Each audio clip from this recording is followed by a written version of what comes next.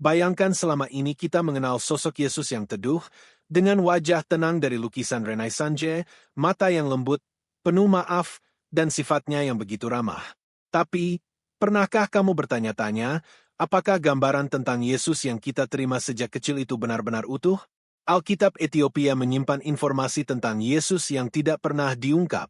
Atau mungkin memang sengaja tidak diizinkan untuk diungkap. Jika sosok Yesus yang kita kenal selama ini hanyalah sebagian kecil dari gambaran yang sebenarnya, lalu kemana bagian yang lainnya pergi? Dan jika Kristus yang asli tidak seperti itu, lalu siapa yang mengubah ceritanya? Yang paling mengerikan adalah adanya laporan tentang sebuah versi yang sengaja ditekan selama hampir 1700 tahun. Sebuah versi yang tidak hanya menggambarkan seorang manusia biasa, tetapi sesuatu yang luas, kosmik, dan melampaui pemahaman kita. Disinilah sebuah nama mulai muncul. Mel Gibson, sutradara yang sama yang membuat film The Passion of the Christ. Gibson secara terbuka menyatakan bahwa peristiwa kebangkitan, resurrection, bukanlah sebuah adegan sederhana. Itu adalah sebuah peristiwa kosmik. Sebuah peristiwa yang tidak hanya mengguncang umat manusia, tetapi juga struktur realitas itu sendiri. Dan untuk benar-benar memahami Kristus, kamu harus melihat melampaui ruang dan waktu ke tempat-tempat yang bahkan tidak pernah terpikirkan oleh orang kebanyakan. Celah antara langit dan bumi, dan dunia lain yang seringkali membuat orang tidak nyaman untuk membicarakannya. Yang nyaris tidak disadari oleh siapapun adalah bahwa gambaran besar ini sudah ada. Bukan di Hollywood, bukan di Roma. Gambaran ini direkam oleh para biarawan yang tinggal di pegunungan Ethiopia lebih dari 1700 tahun yang lalu.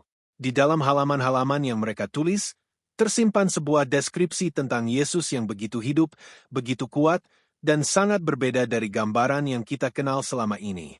Sebuah gambaran yang sengaja disingkirkan oleh kekristenan Barat secara diam-diam. Mereka tidak ingin kamu tahu kebenarannya. Dan jika ternyata ini benar, ini bisa mengubah perspektifmu tentang Yesus selamanya. Jadi, tetaplah di sini sampai akhir video karena hubungan yang akan diungkap di bagian akhir akan mengguncang pikiranmu. Jika kamu ingin melihat video yang penuh dengan kebenaran seperti ini, berlanggananlah ke saluran ini. Satu langganan bisa mengubah segalanya bagi kami. Sekarang, mari kita ajukan pertanyaan yang sangat mendasar. Apakah Alkitab yang dibaca kebanyakan orang saat ini adalah kisah yang lengkap? Alkitab yang dikenal oleh sebagian besar umat Kristen di dunia Barat memiliki jumlah kitab yang tetap. Tradisi Protestan mengakui 66 kitab, sementara tradisi Katolik mengakui 73 kitab. Sejak kecil, orang diajari bahwa inilah seluruh kitab suci. Tidak ada yang ditambahkan, tidak ada yang dikurangi. Namun, ketika kamu melihat kebelahan dunia yang berbeda, Ethiopia, ceritanya tiba-tiba berubah. Alkitab di sana berisi 81 kitab, dan beberapa tradisi kuno percaya jumlah ini bisa mencapai 88 kitab. Coba bayangkan, ini bukan perbedaan kecil. Ini adalah sejumlah besar kitab tambahan. Teks-teks yang tidak ada dalam Alkitab versi Barat. Kitab-kitab ini dilestarikan selama berabad-abad dalam bahasa kuno yang disebut Ge'ez. Ge'ez bukan sekadar bahasa, tetapi medium sakral yang menjadi tempat menulis dan melestarikan tradisi keagamaan Ethiopia. Yang penting, Gereja Ethiopia adalah salah satu tradisi Kristen tertua yang masih bertahan di dunia. Begitu tuanya, hingga gereja ini sudah berdiri di sana jauh sebelum banyak wilayah di Eropa menjadi Kristen. Intinya jelas, ini bukan hanya soal perbedaan jumlah kitab. Ini adalah perbedaan dalam keseluruhan cerita. Ketika dunia Barat bergerak maju dengan kanon yang terbatas, Ethiopia justru melestarikan seluruh teks yang secara perlahan menghilang di tempat lain. Sekarang, bagian paling menarik dari cerita ini dimulai karena pertanyaannya bukan hanya apakah kitab-kitab tambahan ini ada. Pertanyaan sebenarnya adalah, bagaimana kitab-kitab itu bisa bertahan? Ketika Eropa sedang melalui abad kegelapan, situasinya sangat berbeda. Karajan Runtu, Peperangan Berkemak, Perpustakaan de Bakker, dan Penjatawan Perlahan-lahan Lenyap. Banyak teks kuno keagamaan dan sejarah yang hilang selamanya. Namun pada saat yang sama, di satu sudut dunia, di Ethiopia, justru hal sebaliknya terjadi. Di biara-biara yang tinggi di pegunungan, Terletak di tebing-tebing curam dan sulit dijangkau, para biarawan dengan tenang melakukan pekerjaan yang berbeda. Tempat-tempat ini begitu terpencil dan terisolasi sehingga gejolak dunia luar jarang mempengaruhinya.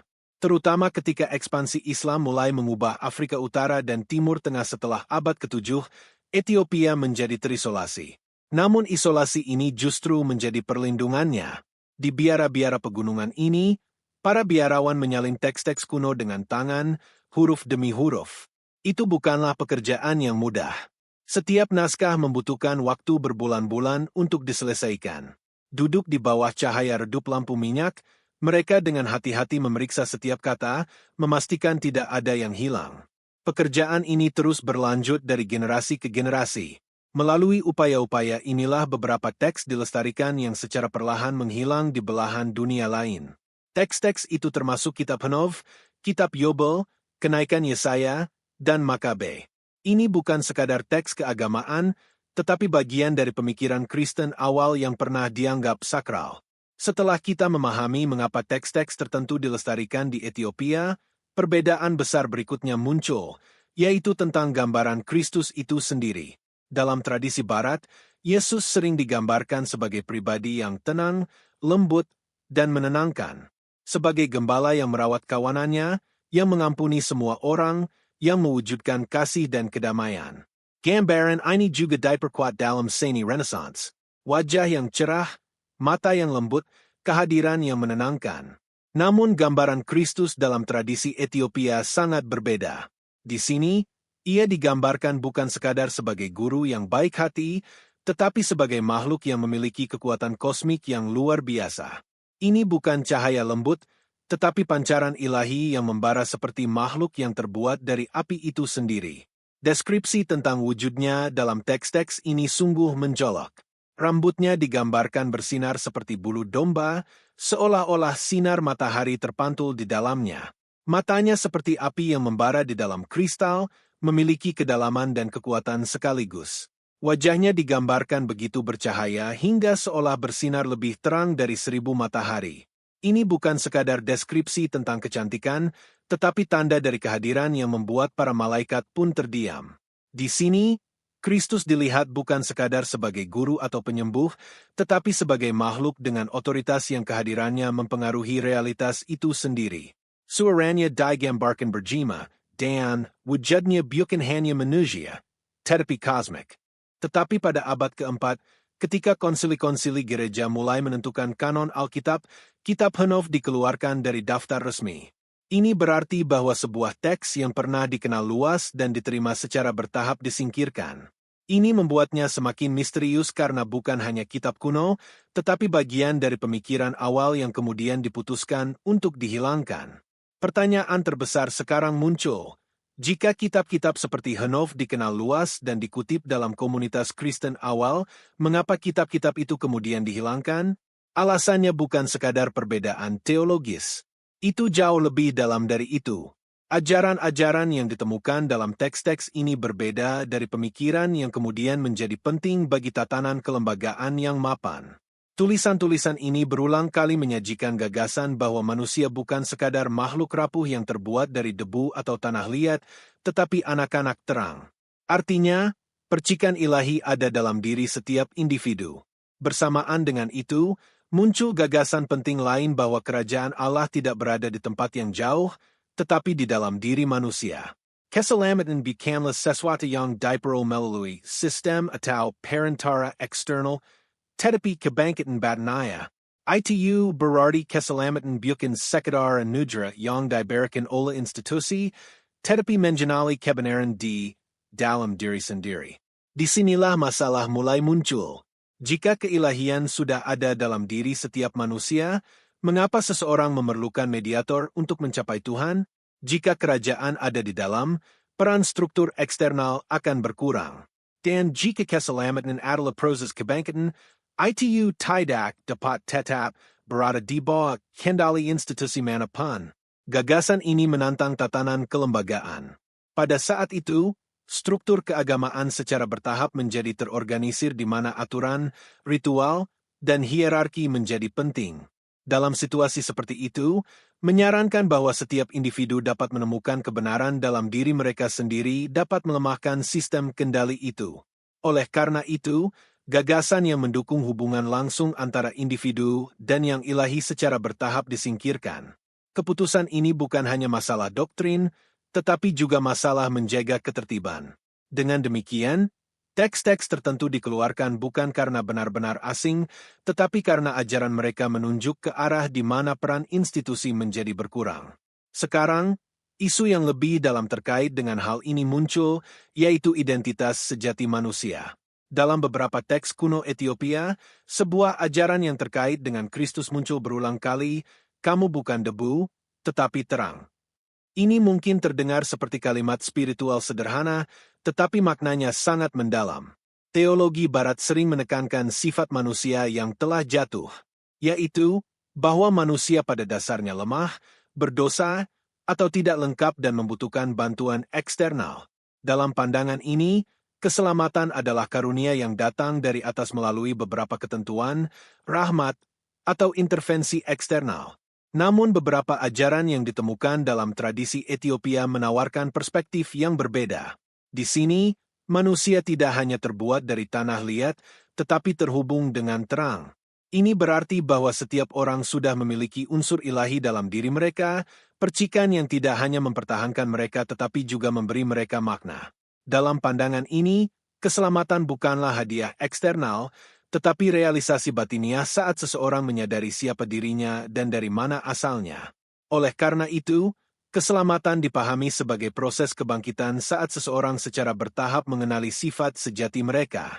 Sekarang, teks kuno lainnya semakin memperjelas gambaran ini, yaitu kenaikan Yesaya. Teks ini menggambarkan perjalanan unik di mana Nabi Yesaya melakukan perjalanan melalui 7 langit. Ini bukan cerita naik turun sederhana. Sebaliknya, setiap tingkatan digambarkan sebagai dunia yang terpisah dengan sendirinya. Langit yang digambarkan dalam perjalanan ini tidak terbuat dari batu atau bata.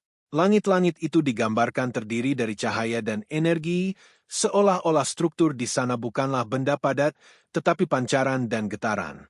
Di beberapa tempat, seolah-olah seluruh atmosfer hidup, di mana segala sesuatu bergerak seperti aliran energi. Berbagai tingkatan malaikat juga terlihat dengan tanggung jawab yang berbeda di setiap tingkatan. Di tingkatan pertama, ada malaikat yang berurusan dengan hal-hal duniawi. Saat seseorang naik, tingkatan-tingkatan ini menjadi lebih kuat dan bercahaya. Semakin tinggi tingkatan, semakin dalam cahayanya dan semakin beragam sistemnya. Ini melukiskan gambaran tentang sistem di mana setiap tingkatan memiliki perannya sendiri. Teks yang sama juga menggambarkan penurunan Kristus, tetapi tidak secara langsung. Teks itu menjelaskan bahwa ketika dia turun dari atas, dia tidak datang dalam kemuliaan penuhnya. Sebaliknya, dia secara bertahap menyembunyikan keilahiannya saat melewati setiap tingkatan, memungkinkan dunia di bawahnya untuk menoleransinya. Pancarannya sangat terang di tingkat atas, tetapi saat dia turun, cahaya ini berkurang. Di setiap langit, dia menggembal yang sesuai dengan makhluk di sana sehingga dia dapat dikenali. Ini bukan kehilangan kekuatan, tetapi pembatasan yang disengaja. Ketika dia akhirnya muncul di bumi sebagai anak di Bethlehem, wujud kosmiknya yang sejati tidak terlihat. Secara lahiriah, dia tampak sepenuhnya manusia sementara sifat esensialnya tetap tersembunyi. Gagasan ini memiliki kemiripan yang menarik dengan jenis cerita yang telah dibayangkan oleh Mel Gibson, di mana Kristus melewati berbagai tingkatan, melintasi batas antara langit dan bumi. Di sini juga, ceritanya tidak terbatas pada ranah duniawi, tetapi menghubungkan berbagai tingkatan realitas. Dan cerita kini mencapai titik balik besar pada abad ke-4. Sebelum itu, kekristenan adalah iman yang tersebar, dijalankan dalam komunitas-komunitas kecil yang terisolasi, masing-masing dengan pemahaman dan praktiknya yang unik. Namun ketika kekristenan mendapat dukungan resmi di bawah Kaisar Romawi Konstantinus, segalanya mulai berubah. Itu bukan lagi sekadar gerakan spiritual, tetapi struktur yang tidak terpisahkan dari kekaisaran. Ketika suatu iman dikaitkan dengan kekaisaran, upaya untuk menyatukannya juga dimulai. Tetapi selama periode ini, berbagai konsili gereja diselenggarakan dengan satu tujuan utama, untuk menentukan teks mana yang akan dianggap berwenang dan mana yang tidak. Secara bertahap, sebuah daftar standar dibuat yang kita kenal sekarang sebagai kanon. Dalam proses ini, beberapa teks kuno dan berpengaruh dibuang.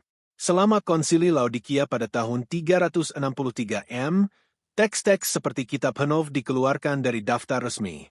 Demikian pula, tulisan-tulisan yang berbicara tentang keilahian dalam diri manusia atau tentang pengalaman spiritual langsung secara bertahap ditekan. Pergeseran ini bukan sekadar masalah perbedaan agama. Ketika kekristenan menjadi sistem yang terorganisir, pemahaman tentang keselamatan juga mulai menyesuaikan dengan kerangka itu.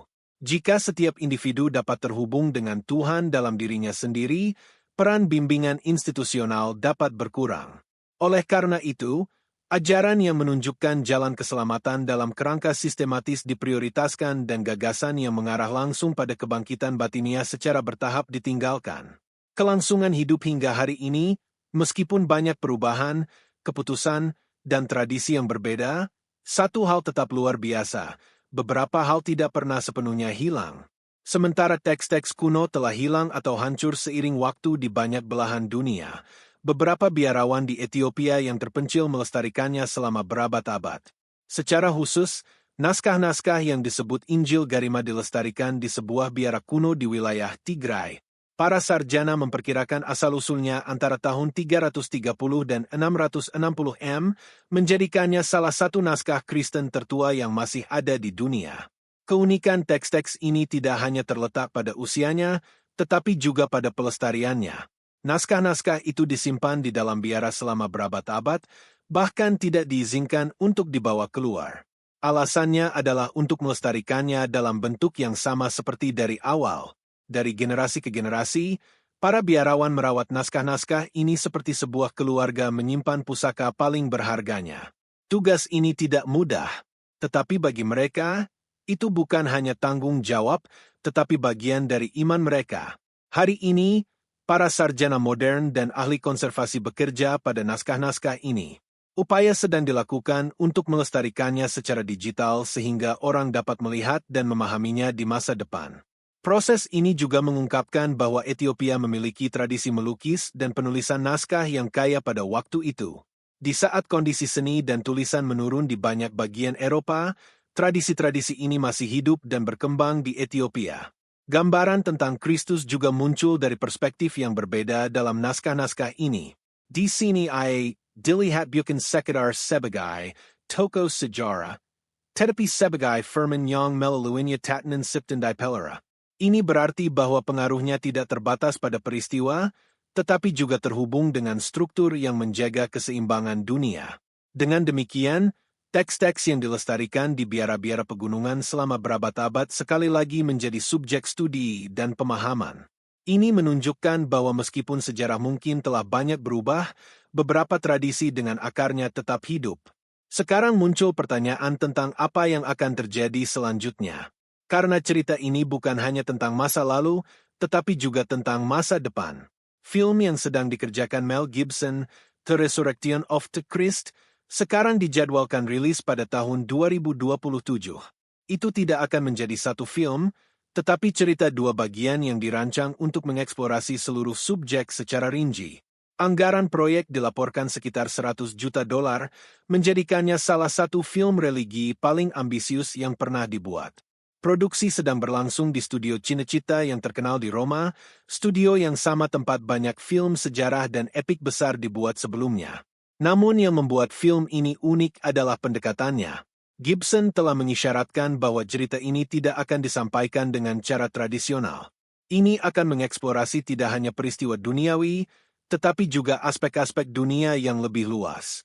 Untuk alasan ini, beberapa orang percaya bahwa penonton mungkin melihat gambaran Kristus yang berbeda dari yang biasanya digambarkan dalam seni barat.